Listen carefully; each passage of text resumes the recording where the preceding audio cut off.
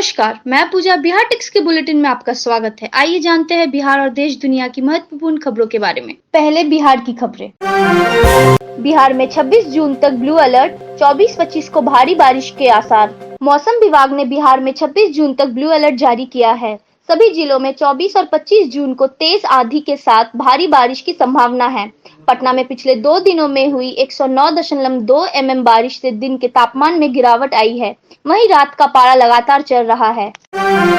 चंपारण में गंडक ने बढ़ाई चिंता, मुजफ्फरपुर में बागमती ने दी थोड़ी राहत। नेपाल के पहाड़ी और तराई क्षेत्रों में रुक रुक कर हो रही बारिश से उत्तर बिहार के कई इलाकों में गंडक व बूढ़ी गंडक उफनाने लगी है। चंपारण के दियारावर्ती गांव पर बाढ़ का खतरा बढ़ता जा रहा है। वहीं मुजफ्फरपुर मिथिलांचल में रविवार को नदियों का पानी स्थिर रहा। मुजफ्फरपुर के गाय घाट में आधा दर्जन जगहों पर बागमती से कटाव का दौर थम गया है। पूरे राज्य में दिखा सूर्य ग्रहण का अद्भुत नजारा, 4 घंटे तक बंद रहे मंदिरों के कपाट। इस साल का पहला सूर्य ग्रहण बिहार में सभी जगहों पर दिखाई दिया। पटना में सुबह 10:37 से ग्रहण शुरू हुआ और दोपहर 2:10 तक रहा। इस दौरान सभी मंदिरों के कपाट बंद रहे और भक्तों ने भगवान का भजन कीर्तन किया। ग्रहण खत्म होते ही लोगों ने स्नान किया। औद्योगिक निवेश एवं प्रोत्साहन नीति में सरकार जल्द करेगी संशोधन। राज्य के औद्योगिक निवेश व प्रोत्साहन नीति में जल्द संशोधन किया जाएगा। आईपीआरडी सचिव अनुपम कुमार ने ये जानकारी दी है। उन्होंने बताया कि राज्य में श्रमिकों की स्किल मैपिंग के आधार पर इंडस्ट्रियल इन्वेस्टमेंट प्रमोशन पॉलिसी में संशोधन की तैयारी शुरू हो गई है। विकास आयुक्त की अध्यक्षता में बनाई गई कमेटी ने उद्योगों में रोजगार को लेकर भी प्रस्ताव तैयार कर लिया है।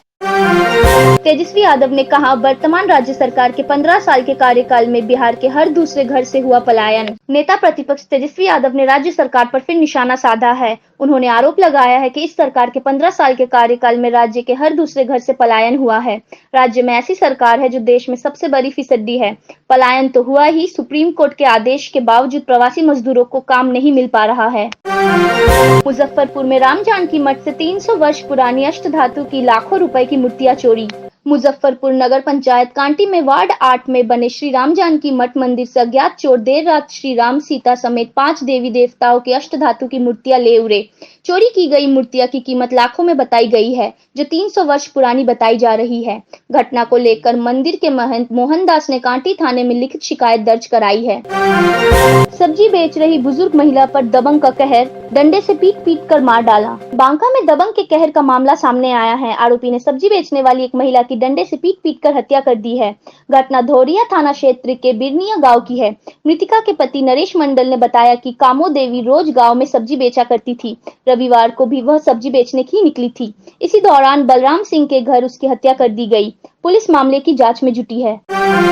सीतामढ़ी में बाइक सवार अपराधियों ने एक ही परिवार के 3 लोगों को मारी गोली। सीतामढ़ी जिले के बघारी गांव में आपसी रंजिश में बाइक सवार बदमाशों ने 3 लोगों को गोली मारकर घायल कर दिया। इसमें से एक युवक को 2 गोली लगने की बात बताई जा रही है। वहीं उसकी दादी और बहन को गोली छूती हुई निकल गई। घायलों में युवक शिवम, उसकी दादी किरण देवी और बहन खुशी शामिल है। केंद्रीय मंत्री नित्यानंद राय ने पुरी की शहीद के पिता की मांग, सड़क के लिए दिए 11 लाख रुपए। लद्दाख के गलवान घाटी में चीनी सैनिकों के साथ हुई झड़प में समिस्तपुर जिले के सुल्तानपुर गांव के रहने वाले बिहार रेजिमेंट के जवान अमन कुमार सिंह भी शहीद हो गए। उनका राजकीय सम्मान के साथ गांव में अंतिम संस्कार किया गया। इस दौरान घर तक सड़क नहीं होने को लेकर शहीद के पिता सुधीर कुमार सिंह ने सड़क निर्माण कराने की मांग की, जिसे गंभीरता पूर्वक लेते हुए केंद्रीय गृह मंत्री सह उजियारपुर लोकसभा के सांसद नित्यानंद राय ने अपने संसदीय कोष से सड़क निर्माण करवाने के लिए 11 लाख रुपए की अनुशंसा की है। पप्पू यादव बोले, सुशांत सिंह राजपूत आत्महत्या मामले की 8 दिन के अंदर सीबीआई जांच करवाए सरकार। जन अधिकार पार्टी के राष्ट्रीय अध्यक्ष पप्पू यादव ने अभिनेता सुशांत सिंह राजपूत के आत्महत्या मामले की सीबीआई जांच कराने की मांग की है। पप्पू यादव ने कहा कि सरकार 8 दिन के अंदर जांच शुरू करवाए। उन्होंने कहा कि अगर जल्द सीबीआई जांच पर फैसला नहीं लिया जाता है तो हम पटना हाईकोर्ट का दरवाजा खटखटाएंगे। पप्पू यादव ने कहा कि सुशांत की हत्या हुई है और इसके पीछे जौहर, भट्ट, चोपड़ा और खान हैं। अब देश और दुनिया की खबरें। अंतर्राष्ट्रीय योग दिवस पर पीएम मोदी बोले, कोरोना श्वसन तंत्र पर अटैक करता है, प्राणायाम इम्यून सिस्टम को मजबूत करने में मददगार। छठवां अंतर्राष्ट्रीय योग दिवस पर रविवार को प्रधानमंत्री नरेंद्र मोदी ने कहा कि अंतर्राष्ट्रीय योग दिवस एक प्रकार से एकजुटता का दिन है।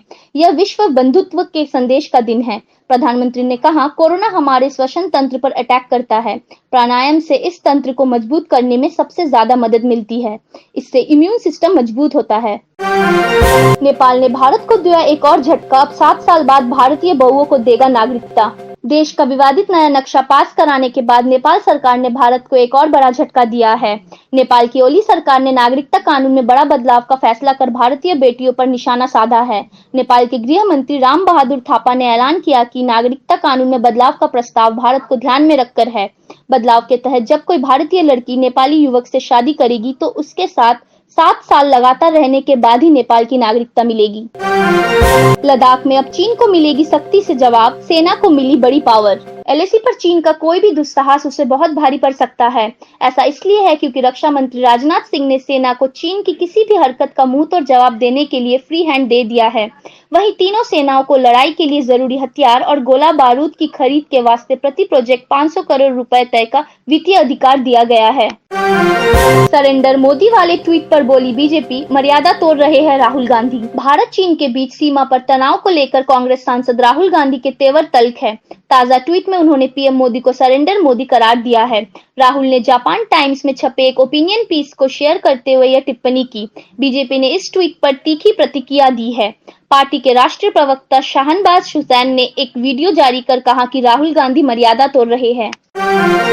डोनाल्ड ट्रंप को महंगे पड़े मुफ्त टिकट, टिकटॉक के पॉप फैंस ने फ्लॉप कराई रैली। नवंबर में होने वाले राष्ट्रपति चुनावों के प्रचार के लिए अपनी पहली रैली करने ओक्लाहोमा के टुल्सा पहुंचे डोनाल्ड ट्रंप के साथ देश के युवाओं ने बड़ा मजाक कर डाला। ट्रंप के अभियान की ओर से इस रैली के लिए फ्री में टिकट दिए जा रहे थे। इस पर के पॉप फैंस और टिकटॉक यूजर्स ने हजारों टिकट बुक कर डाले और फिर रैली में नहीं पहुंचे। बाद में धीरे धीरे सोशल मीडिया पर यह बात सामने आई कि इन लोगों ने जानबूझकर ऐसा किया था ताकि ट्रंप की रैली फ्लॉप हो जाए।